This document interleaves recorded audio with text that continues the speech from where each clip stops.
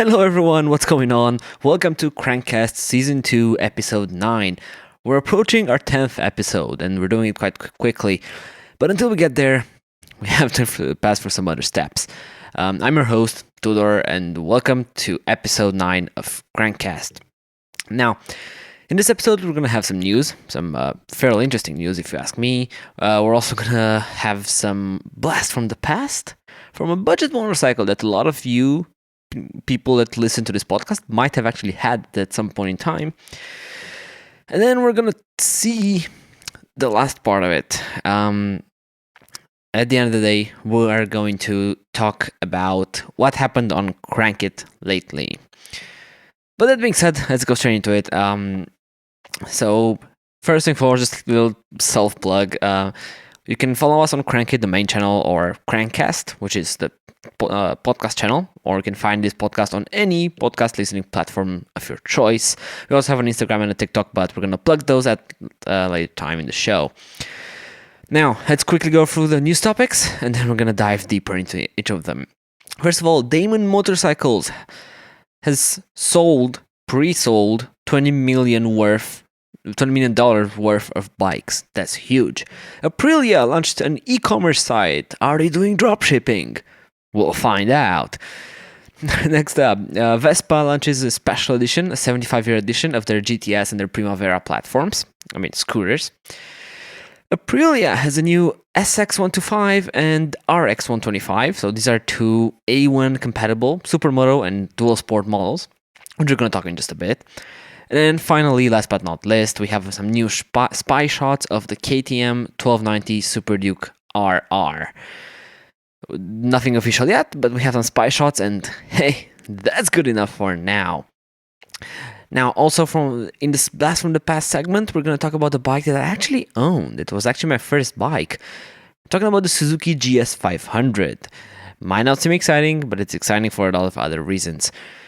And finally, we're going to talk about some updates on KRANKiT. But that being said, let's jump straight into it. This has been the intro. Long enough, I know. Let's go straight to the news topics and let's see what happened in the motorcycling world in this past week. There are some interesting things in here. So first of all, Damon Motorcycles has apparently pre-sold $20 million worth of bikes. That's huge. But if you are like a lot of other people, your first question might be, who the heck is Damon Motorcycles? And yeah, fair enough. Who are they? So Damon Motorcycles is a company that announced a few prototypes of motorcycles, and the way they're doing it in a sort of unique way is that these bikes are electric. They're trying to do a bit of a Tesla, but in the motorcycle industry. And that's interesting, in my opinion. But yeah, they're electric bikes. They have basically three models now. One is high-end and two lower-end ones, but we're going to get into that as well. What's amazing about this one, this is a new company, right? So it's backed by investor funding and by pre-sales and stuff like that. But what's amazing about this one is that they've actually been at bike shows for a while now, and what they show actually does seem fairly interesting. I would love to ride one, but they're not cheap. But we're going to get into that. So their top-of-the-line bike sold out in just 4 days. So just for reference, these 20 mils of orders are mainly for their sort of mid-range bikes. Top of the line ones sold in 4 days, like sold out in 4 days. That's amazing. And what this shows, I think, it's that a lot of people are interested. There's a lot of interest in this company. And I think for a good reason. Now, just a bit of a price reference, right? It's like the mid-range bikes that they launched are about $20,000, somewhere in the ballpark. Their high-end one was between $30,000 and $40,000. So they're not cheap bikes by any stretch of the imagination, right? So their mid-end, which has lower capacity batteries, is the same as like the latest with all the bling Ducati like V4 or whatever Aprilia RS V4 factory, whatever. So they're not cheap bikes, but then electric technology in the beginning never is.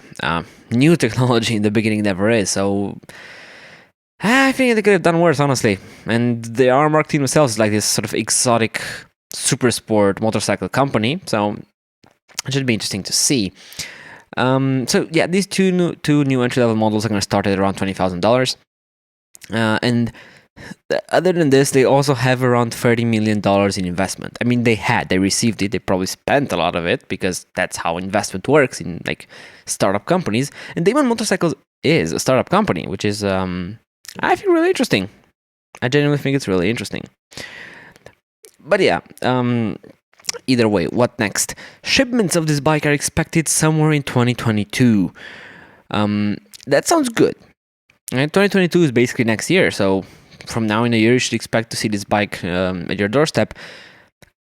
I just hope they're not going to do a Tesla. And what I mean with that, look, Teslas are amazing vehicles, but they way overpromise and sometimes way underdeliver, especially with release schedules, right? And when you can actually get your hand on these bikes, on these cars.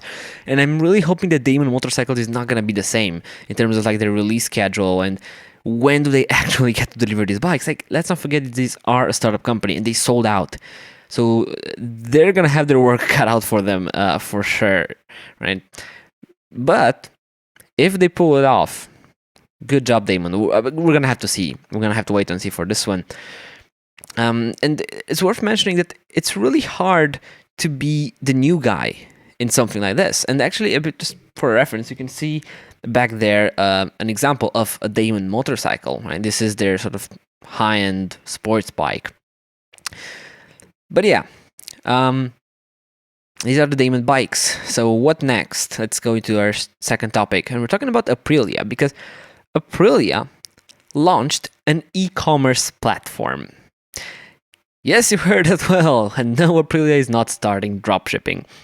So make some money on the side. But in all seriousness, though, so Aprilia USA announced the launching of their new online platform that would allow customers to order bikes directly from Aprilia themselves. You know how I mentioned this other company that builds cars, electric? Yeah, I might have heard a guy, Elon Musk. It seems like Aprilia kind of sort of took a page out of Tesla's book here, because Tesla was one of the first ones that thought about this, like, hey, getting rid of dealerships. And yeah, Aprilia seems to be doing the same. So now, if you're going to go on Aprilia's website, if you're from the US, you're going to be able to pick a new like RS660 or an RSV4, maybe, why not? Add it to your cart, swipe your credit card. I mean, not swipe it, insert your details in there, but yeah, you're going to be able to just buy it and wait for it to be delivered by Amazon. Oh man, honestly, this is pretty nice. There are a lot of people for who dealerships, when talking about buying bikes, don't make sense. But that being said, dealerships still matter, and I think Aprilia did this just because of this. Especially in the US, there's a bit of a shortage of Aprilia dealerships. I mean, they are out there, but they're not as often seen as even other European brands like, I don't know, Ducati. And so Aprilia had to compensate with something, and this is how they compensated with their sales process, and that's fine, right? I agree with what they're doing. The only issue I have with this is that it doesn't really solve the dealer problem. Because, sure, buying a bike is going to be easier. What about afterwards? What about the service intervals, the maintenance? And you can't do it at your local mechanic because you're going to lose your warranty at that point. So you still need those dealers, and you still need those sort of certified Aprilia agreed by mechanics. I don't know. It seems a step in the right direction, though. Hey, I would love to be able to just purchase a bike from a website. Yes, you're gonna miss on some stuff, like maybe, I don't know, older models being on the showroom floor. But hey, you win some, lose some, right? Is there anything else to say about this one? Yeah, actually, Aprilia, this is not the first time Aprilia experimented with the online, because they have been experimenting with online pre-orders in the past, and it was a great success. So yeah, they're probably onto something. Definitely onto something. And yeah, one of the last mentions here, even though hopefully it's gonna end soon, but if it doesn't, this is also COVID friendly. Like, this takes out one interaction that might be unnecessary for a lot of people. The interaction of going to a dealership, maybe sometimes multiple times, is unnecessary for a lot of people. So this announcement by Aprilia just takes this one out. And hey, why not? I would order a bike online. Why not? Why not? Let's go into the third topic, though. And my TV just switched to Netflix because it's so amazing. But let's go into the next topic, which is about Vespa. So Vespa launches a new special edition of their bikes, the Vespa Primavera and GTS 75-year anniversary. Now, I'll start off with saying two things. First of all, we don't usually report on scooters. It's not because I feel down on them, or because like, scooters, they're gay. No, that's not the reason. We don't usually report on scooters here at KRANKiT because, to be fair, it's just not. I'm not that interested in them. Vespa being a bit of something different, because Vespa is a bit of a unique bike brand, right? So they managed to build these scooters that are so iconic that I can't be mad at them. Good job, Vespa. What there is to say? So what we're celebrating here is basically 75 years of this iconic bike. And oh my god, this TV is annoying me. But yeah, we're celebrating 75 years of this iconic bike. So 75 years since the first Vespa went on sale. Pretty big news, as you might imagine. What are you getting with this new sort of special edition Vespa? So I have to have a bit of a list here because it's, you get a custom saddle. You get a leather luggage bag on the back rack. I know it doesn't sound like much, but that actually back leather bag is made there in a round shape. It's made to resemble the old bikes, because the old bikes in the past, they actually had the spare wheel. Yes, you did get a spare wheel on a scooter back in the days, but it's meant to bring back that memory of having that round spare wheel. Of course, this one you won't have a spare wheel, but it's nice to know that they thought about these small little details. So this basically is just a throwback to the old machine. But what's also important is that you get some other bling as well, like some, a lot of Vespa promotional stuff and like swag from Vespa. So hey, if you're a real Piaggio Vespa enthusiast, this is the scooter for you. I can't be mad, honestly. Honestly, I cannot be mad. But yeah, this is sort of Vespa news, and it's time to go back to Italy, actually.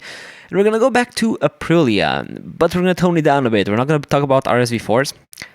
I lost my... No way. Okay, we're gonna use this picture. Hey, doing production by yourself, never easy. But Aprilia actually released a new SX and RX125 models. First of all, what the heck even are these? Don't worry, I got the answer for you. So these two are A1 compliant bikes, right? So one of them is a supermoto version of a 125, and then the other one is a dual sport version of a 125. So the supermoto has 17-inch rims, and then dual sport has, I think, an 18 or a combo of a 21-inch front wheel and I think an 18 rear wheel. I hope I'm not mistaken on that one. But these bikes do come with some updates, of course, as they do. Sorry about that. They do come with some updates. First of all, you have a new Euro 5 engine in them. I mean, obviously, you get a new bike. In order to be sold in Europe, you need to have it Euro 5. So there's that. They're going to come with a price of 4,500 euros. So I think this is reasonable. Could it have been better? Yes. Is it terrible? No. I think it's honestly decent. So what do you get for your money? You get ABS, Euro 5 as I said. This bike will weigh around 134 kilograms wet weight, which is, hey, considering you get gas in the tank for that weight, not bad. Have 14.8 brake horsepower, so yeah. You get a new LCD display, you get a USB socket under the saddle.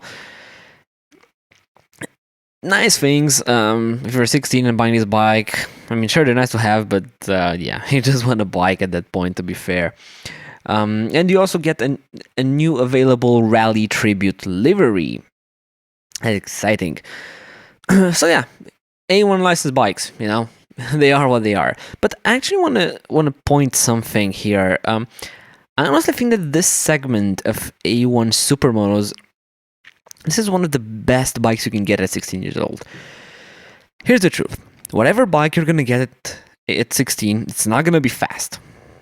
And to be fair, that's not bad, but it's not going to be fast. So My humble opinion, right? If I were to get a bike at 16, other than getting a bike that looks fast, like an R125 from Yamaha, why not just get a bike that's fun? It's pure fun. Or R125, sure, it can be fun. It can be hooned around, but it's not like a supermoto, right? Even at 125 supermoto, it is more fun than an Yamaha R125, which is like a super sport inspired bike.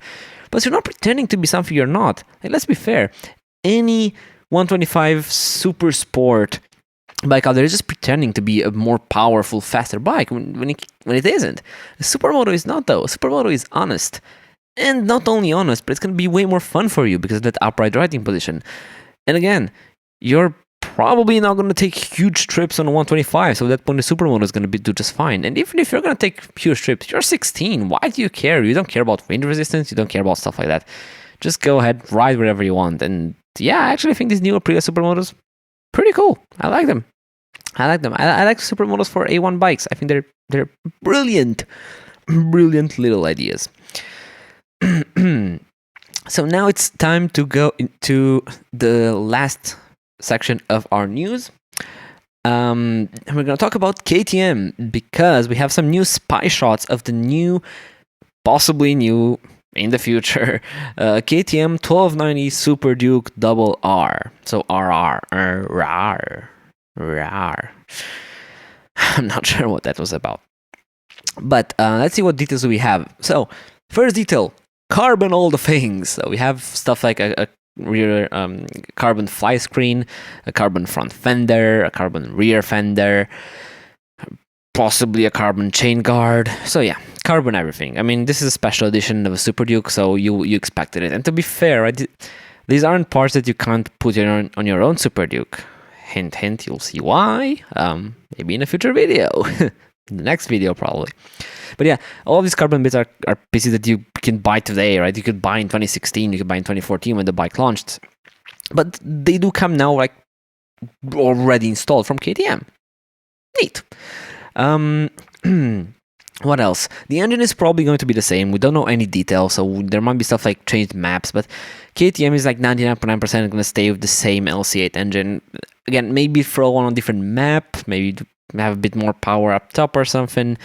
But yeah. Another part that KTM loves, and their partner company Krapovic loves, is titanium. So you get a full titanium exhaust front to back from a Krapovic. Nice. And you also get stuff like titanium bolts and stuff like that. So what this makes, all this carbon and titanium, is it should make the bike to be about 9 kilograms lighter. Don't get me wrong, the Super Duke, yes, it is a 1300cc bike, but it's a darn light bike for what it is. It's about 190 kilograms. Now have that at 180 kilograms, that's huge. The Super Duke is already a monster, so making it even lighter, yeah, not needed, but cool. You also get no pillion seat, so if you want to take passengers, well, you have to opt for the standard version, and to be fair, this is not the first time KTM does that.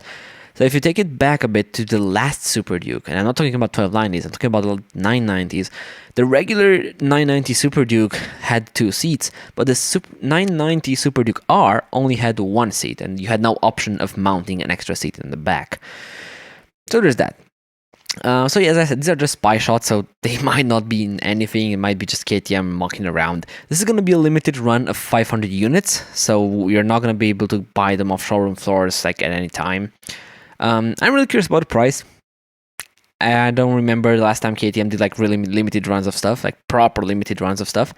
So I'm curious how much are they going to charge for it. We'll see if it's overpriced or not. But what we do know is that we will get more info at the end of March of this year. So we only have a few weeks to wait until we get some proper info on these bikes. But yeah, exciting, cool. But now, ladies and gentlemen, this was the news section. Had some cool stuff, some interesting stuff, some maybe not so interesting stuff, but hey, there are good weeks and bad weeks, and this was not the best week for news. But to be fair, like Triumph did spoil us in the past with like a lot of launches and a lot of other manufacturers launching a ton of stuff here and there. So yeah, they spoiled us with this, and now we have this week. Still not bad though. Still not bad. But it's time to go to our next segment, which is appropriately called Blast from the Past. This is a segment where we talk about a motorcycle that's most likely not longer in production, and somehow this one is no longer in production. But in this case, we are going to talk about the Suzuki GS500 and all of its variants throughout the years. Yes, I know, a boring bike, but it was my first bike, so we're going to have to deal with it. Okay, so first of all, what is the Suzuki GS500? First of all, it's the definition of cheap and cheerful. Not the best looking, not the best performing, not the best at anything. It is the best though at price, because in my country you can buy a running version of this bike at around 800 to 900 euros. That's amazing. That's really cheap for cheap motoring at the end of the day. And if you're in the US, you might get it for even cheaper. And this is a potent little bike. It's not like a small 125. This is a 500cc engine. I think it produces around 38, 40 horsepower, somewhere around that. Right? It's a decent amount of horsepower. It will take you places. It can definitely go on a highway, for example.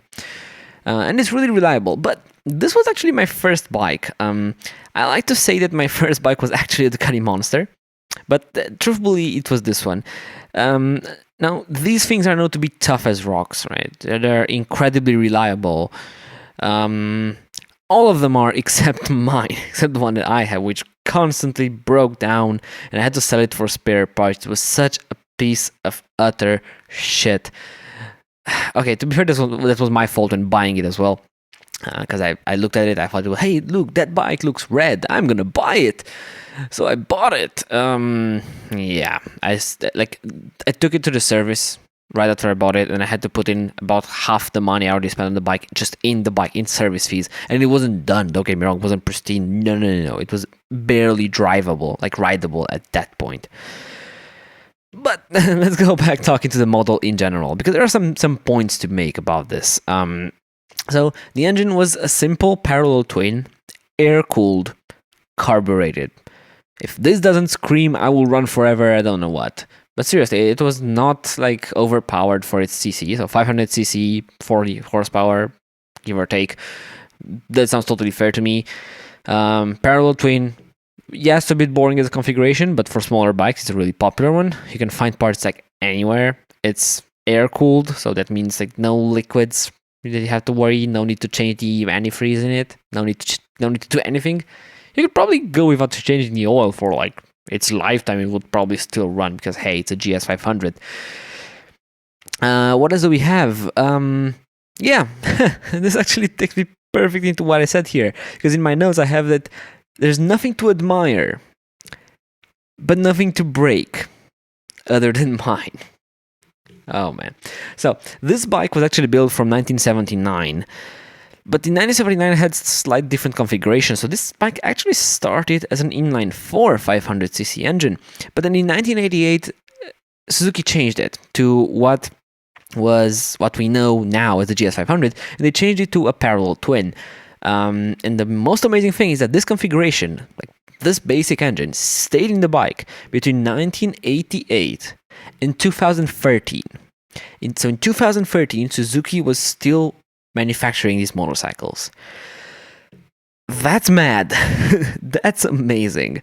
It's amazing that it lasted. They stood the test of time so well, and this has to say something about the bike and about its reliability and about how much people want bikes like this. So the production went up to 2013.